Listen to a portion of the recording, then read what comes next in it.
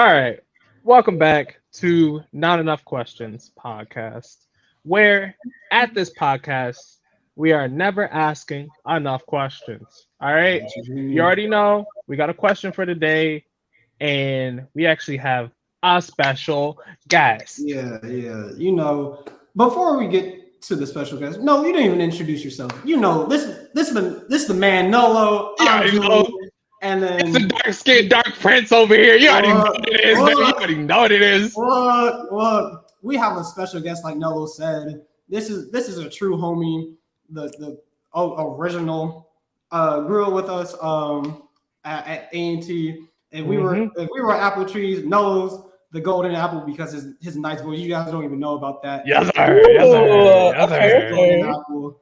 I'm the green apple because I'm always like I'm just a little bit bitter. This is the red apple right here because if you knew the red apple, best apple, Red delicious. Let's get it. Well, exactly, red delicious. All right, we already got Kaar on the mic. Kaar. All right. The light skinned poppy. New trademark. Drake, get out the way. All right. The buck bagger. Hash slinging slasher. Okay. Fish bagger. Salamander tagger. There we go. I got you. Look at that. Yeah, that's us. You can notice us. We're all wearing head protection, hair protection real fast. Got the bonnet on, the black bonnet. Look. Because no, I can't walk out like this. Black bonnet. Yeah, no. All right. Question of the day. No. We do that later. Yeah, what you mean? I'm like, you messing up the whole thing. You're right. My fault, bro. How is everyone's week? Come on. My fault, bro. Man, this week. How was my week? I got a bike, boy.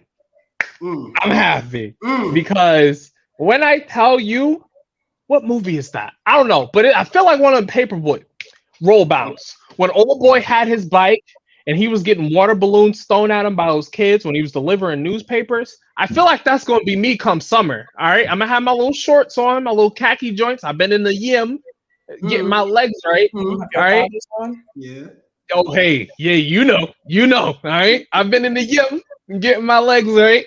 I'm going to have them out. So this bike really going to speed up the process. Yeah, that's the highlight. That's the highlight. I got a little bike thing. It ain't as easy as I thought. I ain't rode a bike in a little minute. All right. But how you doing? Yeah, come on, Car. My week is going pretty well. I've been preparing for grad school. Forever student over here. I'm going to GW. I don't know. Oh, GW.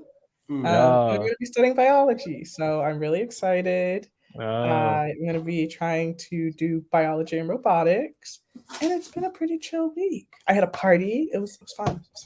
Good times. Julian? You drink a little bit? Just a little bit. Nothing crazy. Okay. My week, it was an okay week. I didn't really do anything like super exciting. My apartment had what's it called? Like a wine beer thing going on. Fun fact about me. The more alcohol I have in my system, the better my English. It's crazy. I cannot explain it, but my English gets better when I'm intoxicated. He becomes fluent, even though he's a native speaker. It's crazy. I'm better. I'm easier with Spanish. I don't know how, but yeah. So, but there's that. Life is hard. I woke up at 5 o'clock this morning to drop my sister off at the airport and whatnot. And what else? Life is hard, bro. Man, the other day, I'm like, oh yeah, I'm gonna put some gas in my tank. I'm like, yeah, I know I didn't get paid yet, but I'm like, I should have money in my account. I looked into it, and I'm like, $8.03. I'm like, you know what? I don't even need gas like that. I've been there, my boy. I've been there. Speaking of money, you can support us. We're gonna have a Patreon soon. All right. We working that out. All right. We're gonna have a way for you to support us, supporting your mental health with this podcast. All right. We're gonna work on that, and we're gonna come back. We're gonna put a pin in it. Come back to that later. All right, go ahead, Drew. My fault. I had to plug. Simple plug. Hey, I didn't even know you were gonna do that plug, but I'm glad you did. Always be plugging. Because now you made it's official. It's eventually gonna happen. That's it. Shout out to Jarvis Johnson. Mm-hmm. Please come on the podcast. We'd love to have you. But let's. So the question for shout out to Jarvis Johnson. We'd love to have you. Wait, whoa! What you saying? Shout out to Jarvis Johnson. We'd love to have you. Jarvis Johnson. But yes, the question of the day is: should women be able to be part of the draft? That's a simple question. Military draft. Yeah, military draft. Now, what other draft is there? I don't know, like the NFL draft. The NBA draft. Yeah, that's a cool right. I was like, what kind of draft you talking about? You got me there. All right, so we're talking about the military. The military, yes. Women being part of the draft. Go. Kaar, you're a special guest. Yeah. What are we talking? I think yes. I think that for a vote for equality, it would make sense for women to be allowed in the draft. Now, did I sign for the military? No. Do I want to be drafted? No. But as a push towards equality, I believe that it's fair because I feel like people. I don't want to be in the military for different reasons. What you're saying is, what I'm hearing is, you're saying I want the opportunity there for somebody else to take it. Yeah. Okay. I think that if we're going for equality, then yes, women should be put into the draft. Do I want to be in the draft? No. But I think that if it's like something to get equal rights, which I feel a little about, no, I guess it's fair, Okay. That's it. I guess it's fair. I don't think that they will make it mandatory for women to be in the draft, but I don't think that's because women are not capable of serving in the military or acting as officers or leading commands or anything like that. Right. I think that in the end boils down to the politics around birth rates and pregnancy. Okay. You speak to something I don't even know about, but continue. Go. You speaking from the heart. Okay, I'll keep going. So I think that women won't be put into the draft because you have to keep women at home to bring up, the birth rates and everything. And that doesn't matter now. It does. It does. They've shown that it matters because they overturned Roe v. Wade. That's right. My bad. I was thinking backwards. Like I said, I'm not tipsy right now. English is a little messed up. But what about you, Noah? What about you? Yeah. Anybody else? Noah? All right. I got a take on this. All right. And I need y'all to strap in, boys. All right. All right. You already know the ride. Should women be in the draft? I think more than men. You want to know why? Because have you seen Kill Bill? That woman, that potential for violence that she has far out supersedes any ability that I've seen from a man, right? Because you think of movies, you give a man a samurai sword, he hits the shing and then they're gone, right? You give her a samurai sword, she put on a yellow jumpsuit, the whole movie's made, right? So what I'm saying is, to break this down, do I think they should be allowed into the military draft? Yes, absolutely. More so than men. That is what I believe, because the potential in women is higher than in men, simply because the rage multiplier. I think that the rage multiplier comes from origins of violence and prejudice and inequalities. So look, right? Rage multiplier on the battlefield. It's not like a all the time, but if I see my homie I'm like, no, Sergeant Thomas. Keep going because you might be digging yourself into a hole. You pulled the shovel and started digging. Okay. Y'all still on the ride, right? Okay. So hold up. Car, I saw you buckle he said, up. I'm still in. Okay, look, right? I did buckle up. Yeah, we already know. Let me break it down for y'all, right? So, like I was saying, right? If we're talking strictly combat, right? If you think about it, where's my shovel at? I'd rather fight Captain America than Black Widow. Stick with me. Reason being is, you ever seen Cap tied up? No. But you seen Black Widow tied up in the first Avengers. Easily handled that in the middle of a phone call. Hello? The potential, exponential rates, the logarithms. You gotta follow me here. You're just throwing out math terms at this point, aren't you? I think, on a serious note, I do think they should be able to get into the draft for the sake of equality and equal opportunity. I don't think they should be forced into a role, but on a non-serious note, their potential is higher.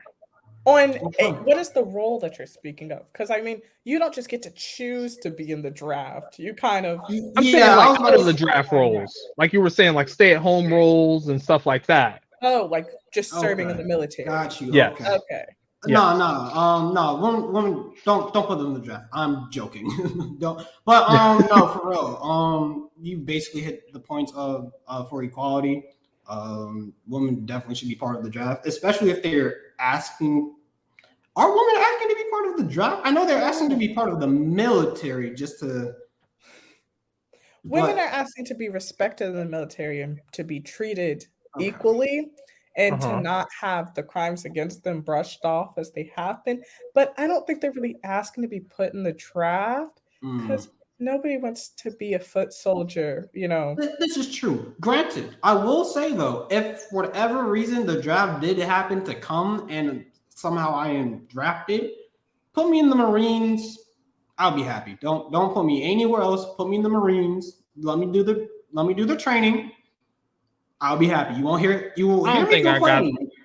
What? I don't got the heart to be in the military on Earth. Put me in Space Force or something, dog. Let me go fight some aliens. Yo. Let me go fight them aliens. Quit playing with me. I ain't got the heart because people are crazy. But I ain't never met an alien that's crazy. Have you ever met an alien? Everybody I know has had their green card. No aliens here. Military branch we can be part of Car. Hey. Wait a minute. Hey. Wait a minute. Rubber Maggie. I said Marines. We have Space Force over here. What about you? Oh, I'm taking the Chair Force. Chair Force? In the first What's place. this? You a craftsman? Air Force. Oh, Air Force. I'm like, Chair Force. Rude. You just That's hella rude. You gotta warn the chair. Rude. No, that's chest right there. They call officers in the Air Force the Chair Force. You have to realize those chairs are going like really fast. No, not the ones who are in the planes, the ones who just sit behind the desk all day. That's toxic. That's not even right. Wow. Which branch do you think is the most physically demanding? Marines. The Marines. Hands down. Definitely. Who high all day? The Navy, from experiences that I've seen and witnessed, is a lot more like cushy. There's a lot more like support, I guess, in a sense. It's less demanding. And the Army is demanding, but not to the same level as the Marines. Truly, so what anybody about the National Guard? can join the Army, but not everybody can join the Marines. That's why it's the few. The proud of the Marines, like the commercial. Proud, like the commercial. The commercials are hard. My dad was in one, actually. Yo! Yeah. That's hard. I'll shop it. He's like, it's like raining or something like that. He's like yelling at me. Yo, okay, look. The thought of joining the military just to be in a commercial? You said I might be. Terrible reasoning to join the almost military. Everybody that you see in those commercials is actually in the military. Most of them are not actors. Yeah, that's hard. I'd want to do that. That's kind of cool. I have my little stay.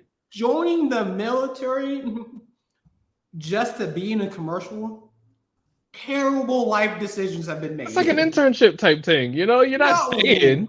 No, I was also in a TV show where they met, I think, like Terry Bradshaw or something, some football dude.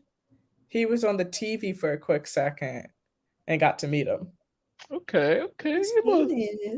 Little famous thing. Okay. Okay. Pretty lit. Kaar, I know you had a question about this earlier. Your thoughts on the practices of recruiting children? What? Oh, yeah. I think that maybe I'll be a little more discreet about this.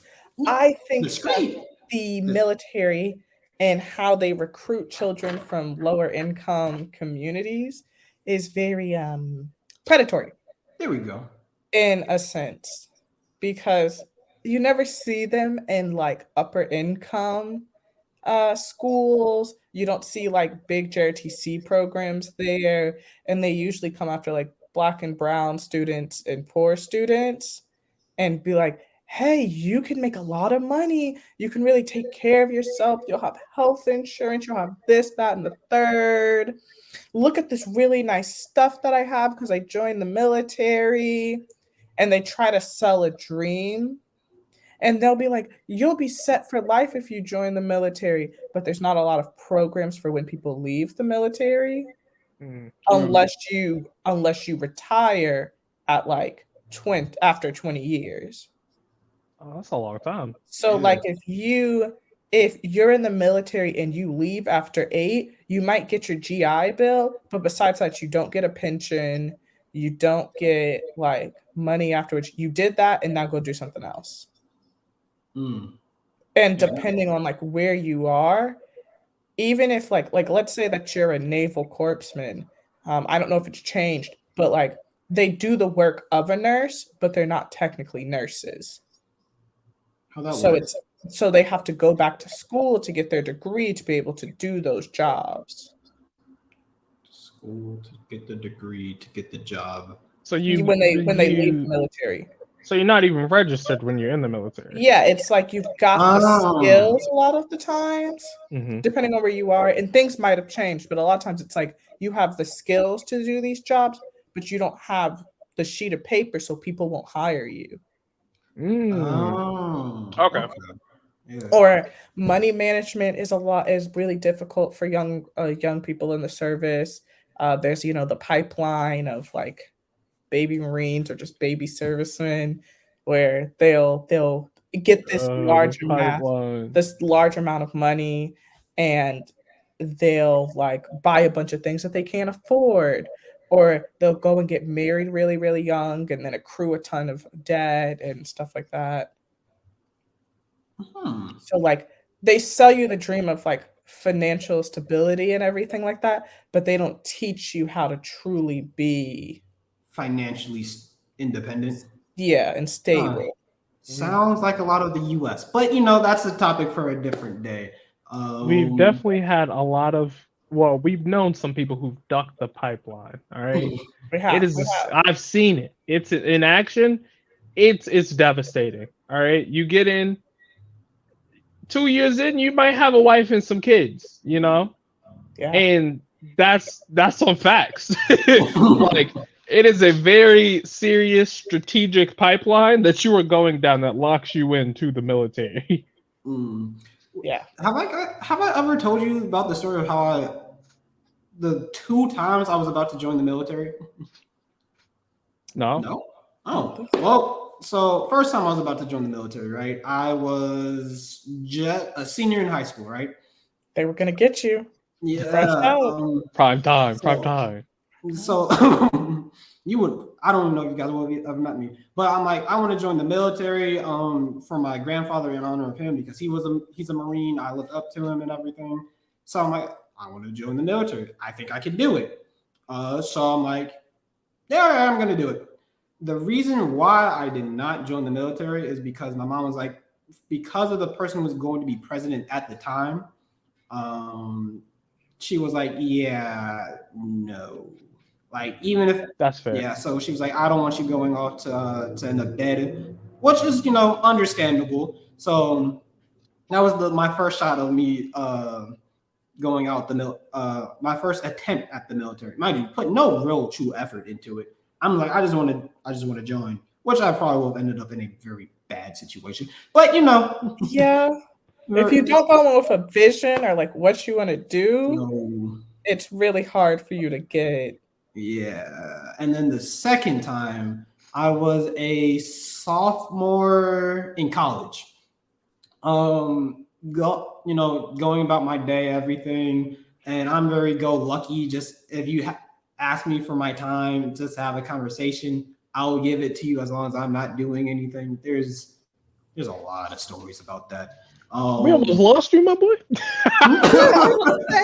I remember you telling me about the first one, but the second one was not. Yeah. So I was on the campus. There was a recruiter and everything sitting on a bench, middle of campus and everything. That's how they get you. Yeah, they almost got me because I'm like, you ever thought about joining? And I'm like, yeah, I'm kind of thinking about it, kind of not. I'm not like super serious about it. But he's like, oh, you want to, go down to the recruiting station and like I can take you right now, and we can you can just take this the ASVAB or something, right? The military test to see where you get placed and everything. Yeah, I took that one. Yeah, mind you, I never studied for it or anything, but I did it. I don't know how much time I had or anything. I got an 80 on it. Nice. And he was like, which is really funny because a woman walked out when I was walking in, and he was like, "You got an 80?" The person who just walked in took this test 3 times and could not get past a scoring anything. And out of 100, you got an 80. So you really can just be put in just about anything. I'm like, huh. But it's like, and I was like, and he still asked me are you sure you want to join the military? Gave him the honor assessment. I'm like, not really. I'm not really thinking about it. But he's like, you can use this test anywhere. And I'm like, yeah, can you put that in the base so I don't have to do this again? That way, if I ever do decide to, he's like, yeah, nah, you don't seem serious. I'm not going to do it. I'm like, oh. Wow. Yeah, so what was on the test? What kind of stuff? Is this confidential or is this known? I can tell you. Okay, yeah. What's on the test? It's basic math, science, English. It's imagine the ACT, but then they take and add technical and mechanical skills and stuff. Yeah. So it'll be science, math, a little bit of reading and stuff. And then they'll be okay, do you know what these tools do? And it'll be you have to screw in a bolt. What tools do you need to use and stuff like that? So okay. Will these be? Can I call these common sense questions? Not everybody has had exposure to tools, so okay, that's fair. I've worked with tools a lot because my dad was a mechanic and everything, so I had it. So when I took the ASVAB, I think I got a 92. Or 93, but I took it for my pre-college course just to get credit for something. And I had this dude come up and he was like, oh, he was asking, he was like, oh, how did everybody do? And I was like, oh, I got a 92. Was that good? It's out of 99. And he was like, oh, 99? Oh, wow. Yeah. He was like, oh my God, do you want to join? I was like, my dad's a Marine, sure, I'll talk to you. When we went down and my dad, he's like, are you serious about this? And I was like, no, I need a t-shirt. You did it for the free t-shirt? I didn't get the t-shirt. You didn't even get. Look, I wouldn't even be mad because I would do it for the commercial. I was like, do you guys have an animal section? I want to get my school paid for. And he was just like, what? I was like, oh, no, to the army. He said, "You see the guns? You said you want to train pigeons? Like, what is this? Did you see the guns? You see the computers? Pick one." No pigeon, no squirrel, no otter. So yeah, that was my attempt. But that would have been kind of hard though if you had like an email and you like sent messages through that. I think you would have been. You could have been something, dude, right? Yeah, you could have been something for sure. They doubted me. Yeah. What about you, Noah? You got any military stories by any chance? No? Yes? No? No? Yes? My uncle was in the so like my family has a history of military experience that I have no clue about. Oh, this news to you too. Okay, cool. Yeah. So like they'll pull pictures up and I'm like, who is that? I'm like, is that my uncle? And I'm like, what's he wearing? When did he do this? When did this happen? Was I born?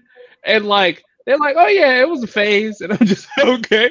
How long was this phase?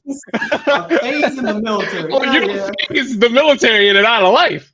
Like it's you're in and you're out. So I'm like, how long is this phase? And I don't get into details. If family stuff happens as far as family trees, it's beyond me. I'm now. So I'll ask no questions. But as far as I know, my family does have a history of being in the military. I had no interest joining because I could never do no pull-ups when they came to my campus, and I knew I was gonna make the cut. Because usually they got the little pull-up bar, and they're like, "Yeah, see how many pull-ups you could do." And I'm like, "Yeah." When y'all see me get one and y'all laugh me off, I'm not coming back. Like it's not happening. Y'all not gonna laugh at me at my own campus. Leave me alone. Why are you here?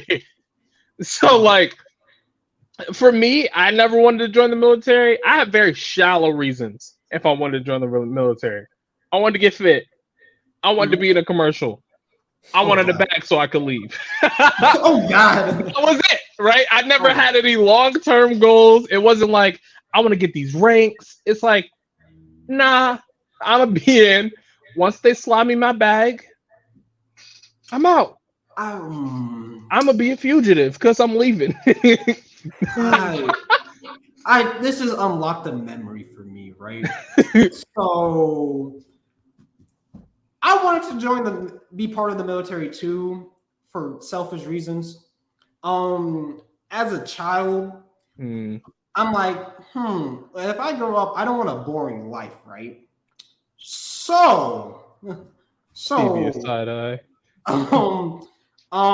Yeah, so when it was like a really big day, it was like 11, 12, 13, 14, 15, 16, like the days aligned really like in order, and it's like this won't happen again for like the next century, right? So I'm like, oh, this must be lucky. Let me make a wish or something, right? No, you went dark. Yeah. So yeah, this is when I was like, what is it? I was like 11 or 12. And I kind of wish for World War III to happen. Just so that is a wish. Just so when I grew up, I wouldn't be bored. It never happened. And I can tell everyone this just so it breaks to the if you don't tell anyone. You are the reason. You should have kept that in draft. You're the reason we're looking at a freaking Cold War. Yeah, but I'm like, once I grew up, I'm like, oh, I don't want this to happen. So I tell people when it comes up, so it doesn't happen. That's the logic. That to break the wish. I'm giving you the mad bombastic side eye right now. But I was like 12. What was I was being selfish. I think you were being a little more than selfish. You were just being destructive because you have to realize it's not just you. You are engaging multiple people in this war. That's what he wanted to play. You are engaging multiple people in this war, so you're not bored. So I'm not bored, so I can end up being a hero. Like I had a whole fantasy in my head, girl. The confidence that you in the past. Yeah, the confidence that you think you're going to do so well that they're going to praise you as a hero. And that something unfortunate is not going to happen. Or die trying. Like this. Not every people who get Purple Hearts a lot of them don't make it out. They're heroes, but either something horrific happens to them and they I live, didn't know or that. something horrific I happens to didn't them. know that at the time. Dead. I just didn't want to be bored growing up. What did you think war was about? Like an astronaut or something. You said, I knew what war was. War. I knew what war was. I was like, well. That man says, I want to be Kratos. Athena! Yeah. Oh. I mean, said, I'm bored. Yeah. Okay. Yeah. All right. But, it never happened. It never happened. It never came true. I'm living in, I'm still working with the government now. But, I'm not, I don't have a gun. You're not in the Department of Defense. You feel me? Yeah, exactly. Yeah, exactly. Yeah. The most you're defending is some trees. Yeah, and some animals. Me and Smokey Bear got it going on, but Mm-hmm. Smokey. Don't call him Rasta Bear for nothing. Hey.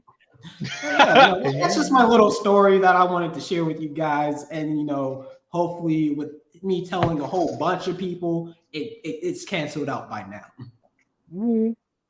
What the? What? I thought that was What is up with this devious lighting that you just presented? For our listening audience, Kaar just put the flashlight on and put it under their face. So all we saw was some evil type lighting. I'm trying to give myself some better lighting. And better lighting. We've been here for like freaking almost 30-40 minutes. We're about to wrap it up talking about I need some better lighting. Everybody else had really good lighting, and I felt like my this is a window next to me. A window in the dark room. All you seeing right now is blue light, honey. All right, this is all blue light. Man, good. Okay, well now for the ending, I've got some good light. Okay. All right, cool. Now we have good light. We got good light. That's it. Final words for anything that you've heard today. War is not a joke. You're right. You're right. For equality, women might have to be drafted. Do I expect to be drafted? No. But for equality, I feel like it's going to come up. And I guess in another episode, we can talk about the whole politics surrounding the birth rate. Okay. I feel that. But women, be part of the draft because I can't be part of the draft. I got a knee injury. I can't because I got mental illness. I got asthma. They ain't gonna have me run nowhere. I don't know. Any last words from me? Hey, like I told you, remember the potential. You have it. All right. Believe in yourself. Be glad you came, and do the best you can every day, man. All right. I'm happy you all came. I hope to see you on the next episode. We had a very special guest, Carla. Red Apple themselves. Bonnet Bandit. All right. Bonnet Bandit got the purple, got the orange, not purple, got the pink, got the orange, got the black. All right. Bonnet Bandits on the scene. We'll see you later. See you. And Sarange. Sarange.